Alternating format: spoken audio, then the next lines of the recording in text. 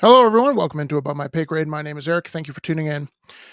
One of my favorite economists, and I think this is a good way to look at politics and economic policy. Thomas Sowell said, "There are no solutions, there are only trade offs," and that includes the US dollar being the world reserve currency. Now, if you're looking at the world and you're saying, why is the United States so dependent on China? Why are all our manufacturing jobs gone? Why are we able to print our own oil essentially? Because oil is priced in dollars. It all goes back to the Bretton Woods Agreement. But one of the Yale economists at the time, I think his first name is Robert TRiffin, came out with what's called the TRiffin's Dilemma, which is if the if you have a world reserve currency, that country that and it's pegged to a country like the United States and the dollar, that country is going to have to run further deficits, trade deficits, meaning sending out more dollars, right? So that means they cannot export. And we'll get into why that is here in a second. But if you're wondering what all this geopolitics, this is a base layer, a foundational issue that's going on under the surface of all the geopolitics going on today, whether it comes to Europe, Russia, or the United States power around the world. Triffin's dilemma, we are in the middle of that right now. And that's very important to understand when you filter through what's going on around the world. So let's take a look at this article about what Triffin's dilemma is. Okay, so uh, in October 1959, Yale professor sat in front of Congress Joint Economic Committee and calmly announced that the Bretton Woods system was doomed. Remember, the Bretton Woods system was that the dollar was going to be the world reserve currency. So, why was it doomed? Okay, so reserve currency considerations. By agreeing to have its currency used as a reserve currency, a country pins its hands behind its back. To keep the global economy chugging along, it may have to inject large amounts of currency into circulation, driving up inflation at home. The reason being is if you want people, in layman's terms, if you want people to use your currency, you have to supply it. So that means supply outside of the United States. Hope I'm making sense here. So that's not just supply in the United States of dollars. We have to create those dollars and export them. The way we export them is multiple different ways, but we can just print it and hand it out, which is inflationary, or we can run massive trade deficits, meaning we don't make anything at home, we import everything, and that's how we get dollars out into the system is by importing everything and buying it in dollars. So that if you're wondering why we don't we're not very competitive around the world when it comes to manufacturing, it's because the dollar is stronger than other currencies. And therefore, if we were to export, that means our exports are more expensive. So who's going to want to buy from us? So really, our main exports are intellectual exports. If you look from the 50s to now, most of our exports are weapons or ideas of weapons, so intellectual property. It's things like what Silicon Valley comes up with, but it's not hard goods um, here in the United States. So if there is hard goods made in the United States, it's because shipping costs so much. Cars would be a good example. But most of the things that you go to the grocery store for or the convenience store for, those are made not in the United States because of Triffin's dilemma. So further reading here. This caused a trade deficit for the currency issuing country that makes the world happy because we need to supply the world with dollars. If the reserve currency country instead decides to focus on its domestic monetary policy, meaning we have inflation today, right? So and this is why this is very important. As we have inflation in the United States, what the Federal Reserve is doing by raising interest rates is sucking capital out of the world market, not just the United States. And so that makes things in Europe, if you look at inflation rates around the world, they are normally higher than the United States, especially in NATO countries. So Britain, all the EU, South America, they're dealing with higher inflation than the United States because they have to buy things in dollars, which means they have to create a product to get said dollars. We, when it comes to things like oil, can print and therefore buy things on the cheap. So that's the benefit for us.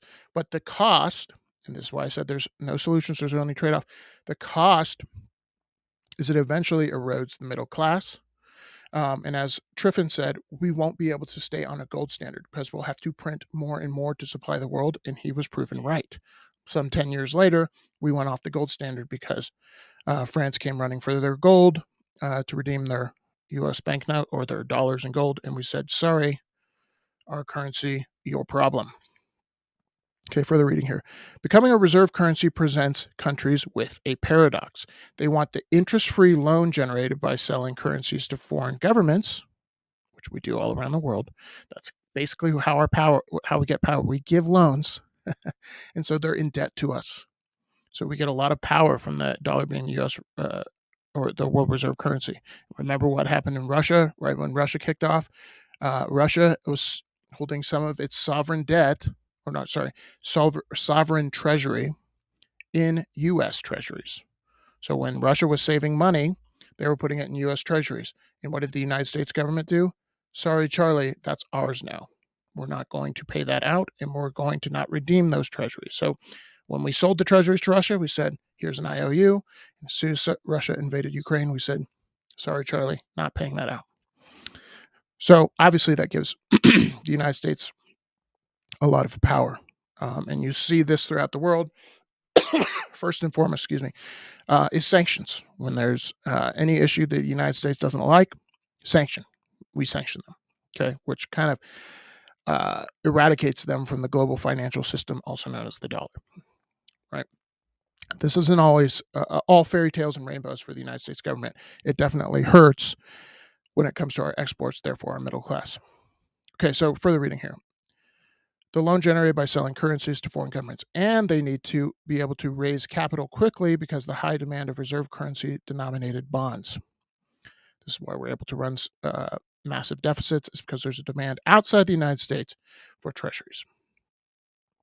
At the same time, they want to be able to use the capital and monetary policy to ensure that domestic industries, that means in the United States, are competitive in the world market, and to make sure that the domestic economy is healthy and not running large trade deficits. Unfortunately, both of these ideas, cheap source of capital and positive trade balances, meaning the United States exports as much as they import or exports more than they import, those cannot happen at the same time. Because how do you supply the world with currency if you are running, if you can't run a trade deficit, if you cannot export dollars to the world? You have to export dollars to the world through importing.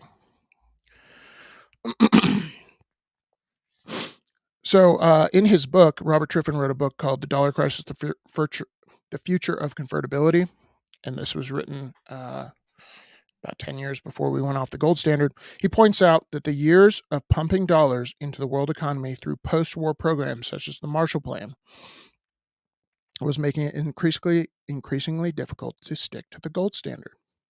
The country had to achieve this by instilling international confidence. You notice that word, which is confidence.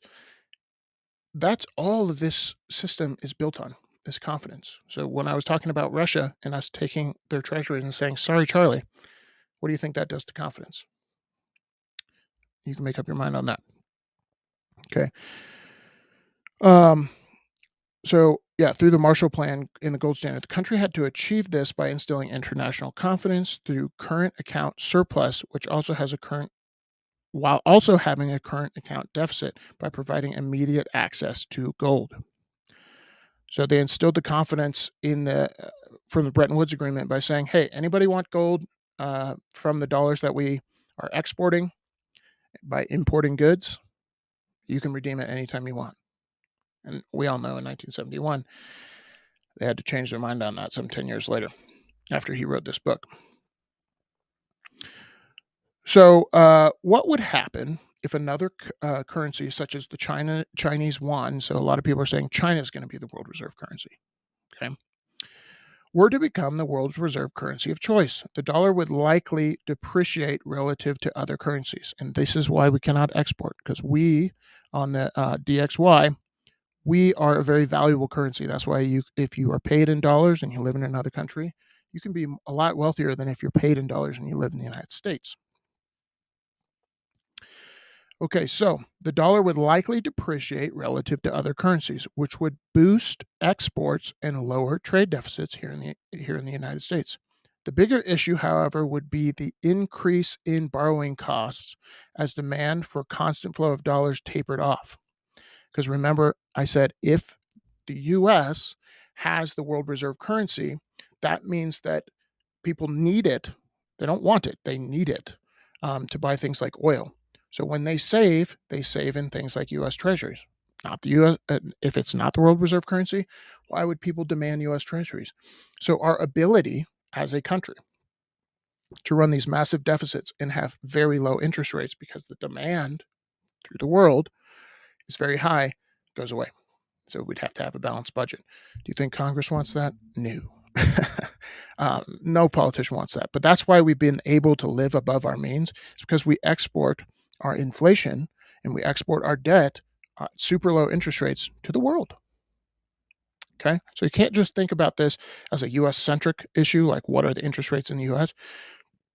There's a lot of demand for treasuries. Take a look at Japan. Japan, if you want a 10-year note in Japan, in the yen is losing value to the dollar right now. So why would anybody buy a treasury in Japan that is at a fixed rate because they have yield curve control? They have a fixed rate of like 0.5%. So why would anybody buy a treasury in Japan when they can do it in the United States, get a better rate of return, and the dollar's appreciating against the yen? Get what I'm saying? So that's what creates this demand around the world. But it's not, again, not all fairy tales and rainbows. This hurts the middle class immensely because we don't export anything. And we can't because it's too expensive because the dollar's value against other currencies.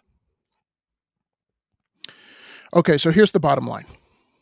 In the short term, the prospect of reserve currency replacing the dollar is slim to none. I agree with that because this is somewhat, the dollar system is somewhat entrenched, meaning it's it's not a it's something that took decades to develop, and it's not going to take an overnight light switch like we don't want to be on the dollar anymore to change that. But it will continue. I think countries will continue to look for other options other than the dollar because it actually hurts them in the long run. And they don't know if they can trust the United States.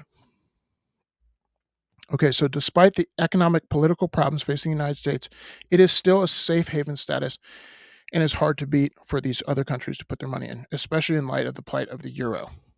So, like I said, this is the same system as Japan. Like, we are the cleanest dirty shirt in the hamper. So just because our rates are under the rate of inflation, we still give a better rate of return than Europe, Japan, and all these other countries. That's why there's still demand for US treasuries. It's hard to parse out what exactly would happen if the dollar were to be overtaken by other currency. It is equally difficult to predict what budgetary and austerity measures in Europe and the United States will do to the global economy in the coming years. So, bottom line is, this is obviously a massive problem for the world. And it's not all positive for the United States. We do have an extraordinary benefit. I would say politicians have an extraordinary benefit from the dollar being the world reserve currency, but there is interest and desire to get off the dollar-based system. That won't mean that it happens overnight, but if you've seen some of the issues happening from the TRiFfin's dilemma, meaning we have all this power, but our middle class is suffering. Oh my goodness, my daughter just shut up. Our middle class is suffering, and can you say hi?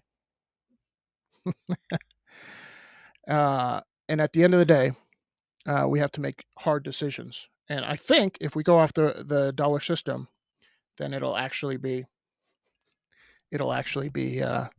better in the long run. Short term pain, but long term benefit for the middle class and the working people of the United States.